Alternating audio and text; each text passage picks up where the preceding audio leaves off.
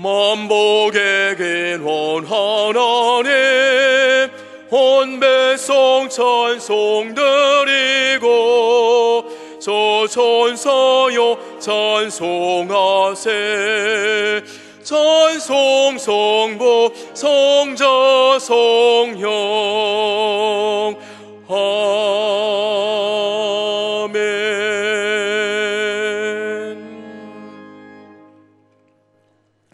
말할 때에 호련히 빛난 구름이 그들을 덮으며 구름 속에서 소리가 나서 이르시되 이는 내 사랑하는 아들이요 내 기뻐하는 자니 너희는 그의 말을 들으라 하시는지라.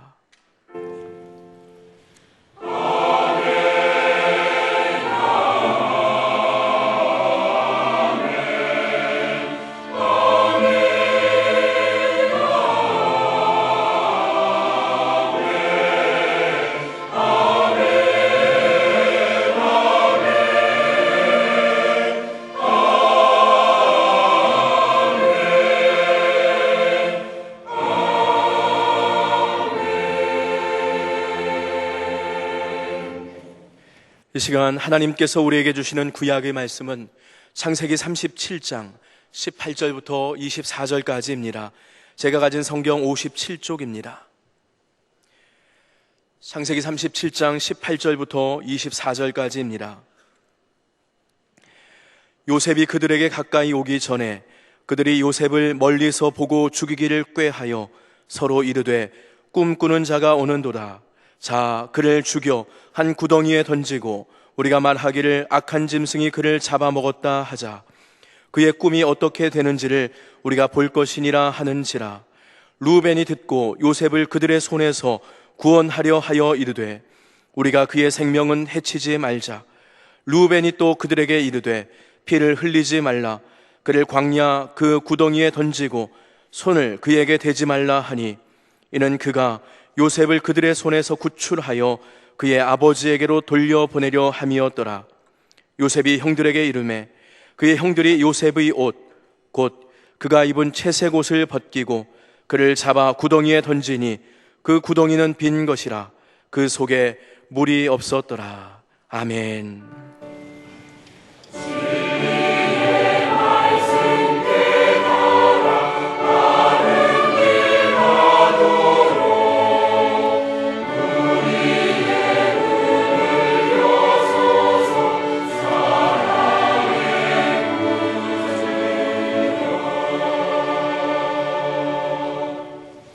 하나님께서 우리에게 주시는 신약의 말씀은 사도행전 16장 6절부터 10절까지입니다. 제가 가진 성경 214쪽입니다. 사도행전 16장 6절부터 10절까지입니다. 성령이 아시아에서 말씀을 전하지 못하게 하시거늘 그들이 부르기아와 갈라디아 땅으로 다녀가 무시아 앞에 이르러 비두니아로 가고자 애쓰되 예수의 영이 허락하지 아니하시는지라. 무시아를 지나 드로아에 내려갔는데 밤에 환상이 바울에게 보이니 마게도냐 사람 하나가 서서 그에게 청하여 이르되 마게도냐로 건너와서 우리를 도우라 하거늘 바울이 그 환상을 보았을 때 우리가 곧 마게도냐로 떠나기를 힘쓰니 이는 하나님이 저 사람들에게 복음을 전하라고 우리를 부르신 줄로 인정함이로라. 아멘. 구약성경 창세기 37장부터 38장을 제외하고 끝장인 50장까지의 많은 분량은 야곱의 11번째 아들인 요셉에 관한 기록이고 얼마나 드라마틱한 내용인지 하나님을 모르는 사람이 그냥 읽어도 여간 재미있고 감동적인 것이 아닙니다. 야곱은 12아들을 두었는데 요셉은 노년에 얻은 아들이므로 아버지의 특별한 사랑을 받았습니다. 그렇게 잘 성장하던 요셉이 17되는 되던 해에 문제가 발생했습니다. 그가 형들의 잘못을 아버지에게 말했다는 것과 아버지의 편애를 받고 있다는 것, 거기다가 얼마나 명명백백 확실한 꿈이었던지 두 번의 꿈, 그것도 형들이 자기에게 절하는 꿈이라며 얘기함으로 더욱 미움을 샀습니다. 요셉의 입장에서 보면 하나님께서 주신 확실한 계시였지만 영적으로 둔한 그들에게 있어서는 미운 털을 하나 더하는 것밖에 안 되었습니다. 여기서 한번 생각해 보십시다. 연만한 아버지가 양들의 숫자를 일일이 세어보며 목축을 독려했겠습니까? 요셉이 가만히 보았더니 형들이 아버지를 속이고는 양과 엿을 바꿔 먹든지 팔아먹든지 별별 짓을 다 했을 겁니다. 그래서 아버지께 고했더니 괘씸하다는 겁니다. 사람은 이런 일을 만나면 자기의 잘못을 돌이키려 하기보다는 누가 고자질했느냐며 흥분부터 하기 쉽습니다. 그러면 문제는 언제나 꼬이기 마련입니다. 다윗의 위대한 점은 한두 가지가 아니지만 자기의 잘못을 지적받았을 때에 즉석에서 시인하고 회개했다는 것, 얼마나 신앙적입니까? 하나님께서는 그래서 다윗을 사랑하지 않을 수 없으셨을 겁니다. 실수 안 하는 사람이 어디 있고 죄 안 짓는 성도가 어디 있습니까? 문제는 그 후에 그 문제를 어떻게 처리하느냐에 따라서 악화되기도 하고 합력하여 선을 이루기도 하는 법입니다. 나는 어떤 길을 선택하며 사시겠습니까? 또 요셉이 아버지의 편애를 받고 사는 것이 못마땅했는데 사실 자식이 아무리 많아도 편애하는 것은 잘못입니다. 그런데 흔히 어떻게 합니까? 장남이니까 특별히 사랑하고, 고명딸이니까 특별히 맛있는 것도 더 주고, 막내니까 더 돌봐주고, 이런 경우 편애받는 사람은 특권의식을 갖습니다. 그래서 나는 다른 사람보다 더 혜택을 누려야 된다. 집에서만 그러는 것이 아니라 사회 나가서도 그 특권의식이 연장돼서 이렇게 이쁜 사람이 못 돼요. 그런가 하면 여기서 제외된 사람은 저항의식을 가지고 자라기 마련입니다. 그래서 이 형제들이 화평하겠습니까? 편애는 아버지가 하고 피해는 요셉이 당하는 겁니다. 그런데 한번 뭉쳐서 생각해 보면 야곱은 왜 요셉을 편애했겠습니까? 늙어서 얻은 아들이라는 이유도 있을 수 있지만 그 후에 요셉의 행적으로 보면 어려서부터 지혜롭고 똑똑했고 한 번씩 아버지의 마음을 시원하게 해드리곤 했을 겁니다. 어쩌면 어린아이가 이런 생각을 할까? 어쩌면 이렇게 참 지혜로울까? 아버지가 무릎을 친 일이 한두 번이 아니었을 것 같아요. 하느니 사고만 치고 말썽만 부리는데 다른 자식보다 더 사랑하게 되겠습니까? 그런데 10명의 형들은 이런 생각을 하지 못했습니다. 내가 맞인데, 내가 쟤보다 훨씬 나이가 많은 형인데 이러면서 자기 주장만 했을 것 같아요. 나도 어떻게 아버지의 마음에 쏙 들게 할 수는 있을까? 무슨 방법이 없을까? 나도 한번 해보자. 나도 아버지의 많은 사랑을 좀 받아보자. 그랬으면 오죽 좋았겠어요. 더군다나 형들이 저에게 절하는 꿈을 꾸었다고 하니 괘씸죄에 불을 붙인 격이 됐습니다. 이런 때에 집에서 멀리 떨어져서 양떼를 치고 있던 형들에게 아버지의 심부름으로 여러 곳을 덧어서 찾아갔더니 멀리서 보이는 요셉을 향해 그들이 하는 말, 꿈꾸는 자가 오는도다. 그러면서 요셉을 죽여 없애버리기로 합니다. 20절 하반절에 그의 꿈이 어떻게 되는지를 우리가 볼 것이니라. 코웃음 치고 있습니다. 쟤까지 것 죽고 나면 그만이지 꿈은 얼어 죽을 무슨 꿈이냐 그러는 거죠. 그러자 맏형 르우벤이 말합니다. 우리가 직접 죽이지 말고 그냥 구덩이에 던져버리자. 일단 죽음은 면할지 모르지만 실제로 그렇게 되면 이 웅덩이 같은 데는 전갈이 살고 있어요. 그래서 전갈에 쏘여 죽을 확률이 높고 그렇지 않다 하더라도 구덩이에서 건져주는 사람이 없으면 꼼짝없이 굶어 죽을 수밖에 없는 겁니다. 이때 오늘 본문 뒤를 보면 넷째인 유다가 말합니다. 마침 이스마엘 상인들이 지나가고 있으니 우리의 혈육인 요셉에게 손대지 말고 팔아버리자. 그들은 요셉이 가지고 간 음식을 먹으면서 그렇게 얘기를 했어요. 그렇게 해서 요셉은 간신히 생명은 건졌지만 그의 신세는 급전직하 노예가 되고 말았습니다. 넉넉한 집안에서 아버지의 사랑을 한 몸에 받고 살다가 단번에 노예가 되고 보니 온갖 허드렛 일을 다 하면서 사람 취급도 못 받고 제대로 먹지도 제대로 자지도 제대로 씻지도 못하는 기막힌 신세가 되고 말았습니다. 이 견딜 수 있는 일입니까? 한번 생각해 보세요. 이거 견딜 수 있는 일이 아니에요. 신분이 바뀌어버렸는데, 하나님 편에서는 나중에 크게 쓰시려고 연단하는 것이었지만 그걸 겪어내야 하는 사람 입장에서는 견딜 수 있는 일이 아닙니다. 그런데 견뎠어요. 요셉은 애굽에 팔려가서 파란만장한 과정을 거쳐 애굽의 총리 대신이 되고, 그의 지혜로 풍년의 흉년을 대비함으로 흉년이 계속될 때에 애굽은 물론 중동 여러 나라의 기근을 해결했을 뿐만 아니라 꿈에도 그리던 아버지와 형들을 만나고 또 그들 온 가족을 애굽 비옥한 땅으로 이민 오게 해서 잘 살도록 해주기까지 했습니다. 해피엔드죠.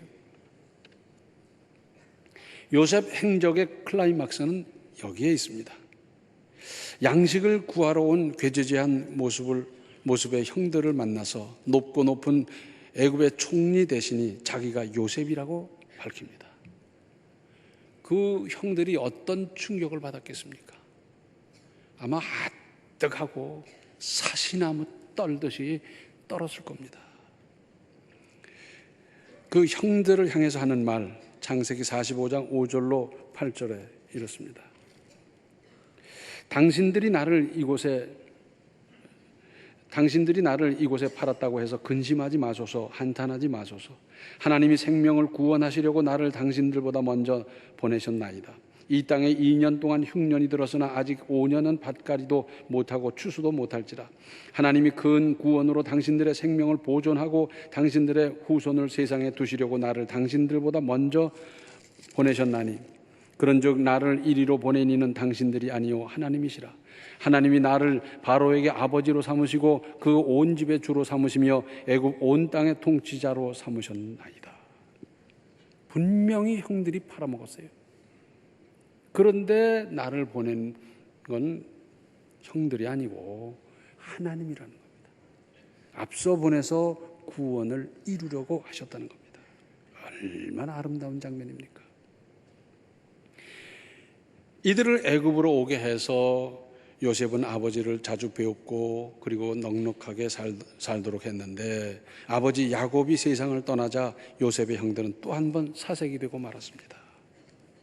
아버지 생전에는 우리에게 손을 대지 않았지만 저 막강한 권세를 가진 총리 대신 요셉이 자기들을 그냥 두지 않을 것이기 때문입니다.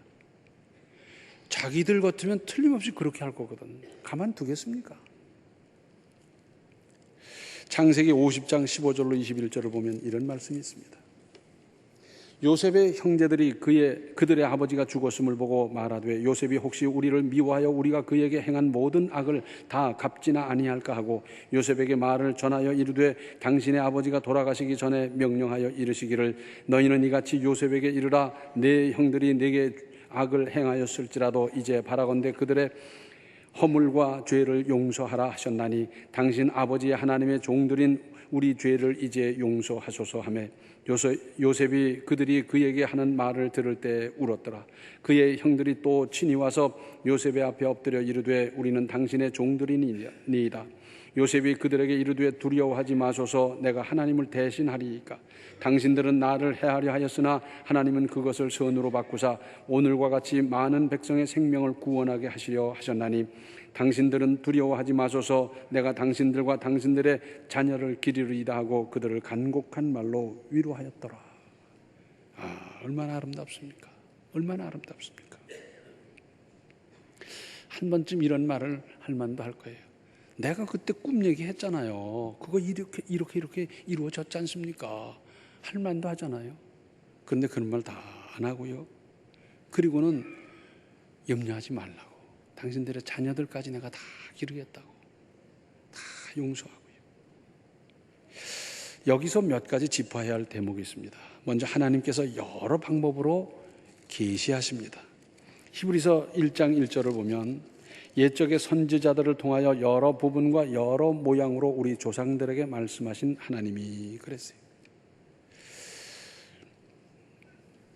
그래서 하나님께서는 여러 방법으로 우리에게 계시하십니다. 감동을 주시고 깨닫게 하시고 그래요. 가장 확실한 계시는 예수님이고 하나님의 말씀 성경입니다. 뿐만 아니라 꿈으로도 계시하십니다. 모든 꿈이 하나님의 계시는 아니지만 꿈으로 계시하실 수 있어요. 어떤 학자는 꿈을 이렇게 분류하고 있습니다. 허몽이 있다는 겁니다.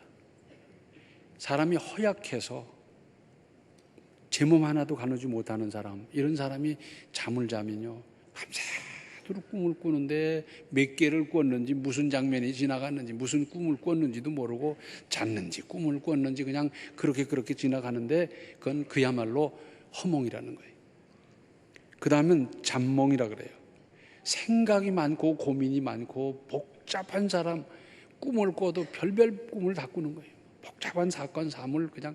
그런데 나중에 기억에 남는 건 하나도 없고 쓸 것도 없고 그냥 그렇고 그런, 그 잠몽이라 그래요. 그런데 실몽이 있다 그럽니다. 안 믿는 사람이 꾸었는데도 맞는 꿈이 있잖아요. 그죠? 이거 실몽이라는 거예요. 또 하나는 영몽. 그래서 하나님께서 계시하시는 꿈, 꿈으로 계시하시는 것, 그걸 영몽이라 그런다 그러죠. 그런데 요셉은 하나님께서 계시로 주신 꿈이었지만 발설했을 때 형들의 분노를 유발하고 말았습니다. 그러니까 하나님께서 주신 것이 분명해도 품고 있어야 할 것이 있습니다. 품고 있어야 할 것이 있어요. 창세기 37장 11절을 보면 그가 형들에게 아버지에게 그 꿈 얘기를 했더니 그의 형들은 시기하되 그의 아버지는 그 말을 간직해 두었더라. 형들은 영적인 안목이 전혀 없었고요. 그냥 시기나 하고 그런 사람인데 그 아버지 산전수전을 다 겪으면서 나이 먹은 야곱은 요셉이 보통 아이가 아니었으므로 그 꿈이 평범한 꿈이 아니라고 여기고 그리고 그 말을 간직해 뒀더라는 겁니다. 춘향전을 읽어보셨죠? 춘향전에 이런 대목이 나옵니다. 춘향이가 억울하게 옥살이를 하면서 너무 고생스럽고 하다 보니까 이도령에게 편지를 씁니다. 그리고는 그 편지를 서울에 있는 이도령에게 전해달라고 그 떡거머리 총각편에 인편으로 보내는데 서울까지 걸어가는 거죠. 그런데 그때 당시는 길에 행인들이 별로 없었거든요. 어디를 가다가 외인 사람을 만났는데 서로 대화가 됐어요. 어디를 가느냐? 서울 간다. 왜 가느냐? 이만저만 뭐 하면서 하다 보니까 이 남원에 있는 어떤 여자의 그 내간 편지를 전해주러 간다. 그거 좀 보자. 아니 내간 편지를 왜 봅니까? 그런데 살살 꼬셔서 그 편지를 보는 그 사람이 바로 이도령이요.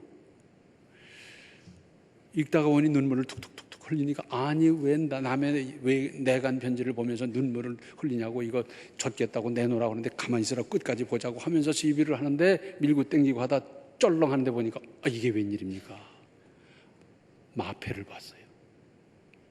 지금 이도령은 암행어사 직책을 받고 지금 이리로 내려오는 거예요.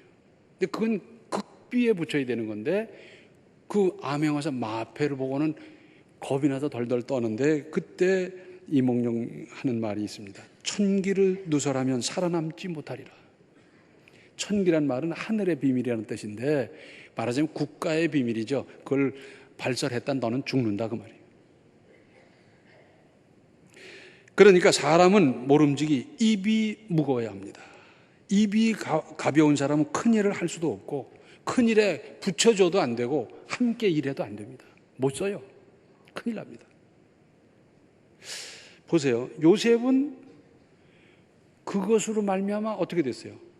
죽을 뻔했거든. 그러니까 그 다음에는 꿈 얘기 한 번도 안 합니다. 방금 말씀드린 대로 그 형들 앞에서 내가 그때 꿈 얘기한 대로 이루어졌지 않습니까? 이런 말 할 만도 한데 안 했고 그 후에 애굽에 가서 뭐가 되면서도 한 번쯤 말할 수도 있는데 안 하는 거예요. 야, 이건 입을 꽉 다물어야 할 일이지 발설할 일이 아니었구나. 안 한 거예요. 경우에 따라서는요, 무덤까지 가지고 가야 되는 것도 있습니다. 나는 입이 무겁습니까? 가볍습니까? 잘 생각해 보세요. 그리고 하나님께서 내게 주신 계시를 존귀하게 알아야 합니다.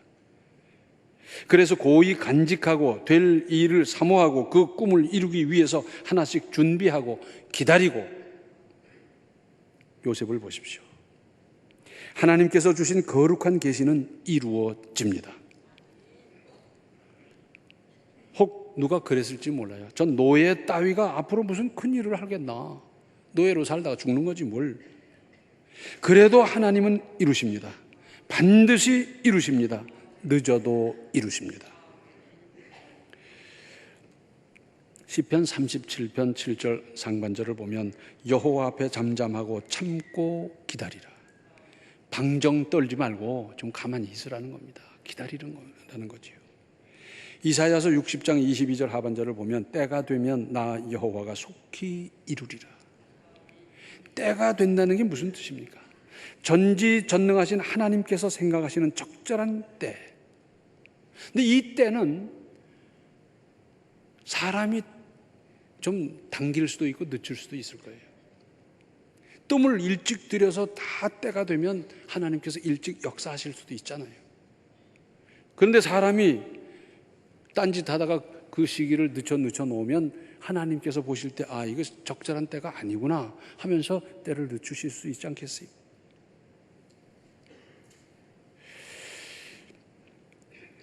속히 이루리라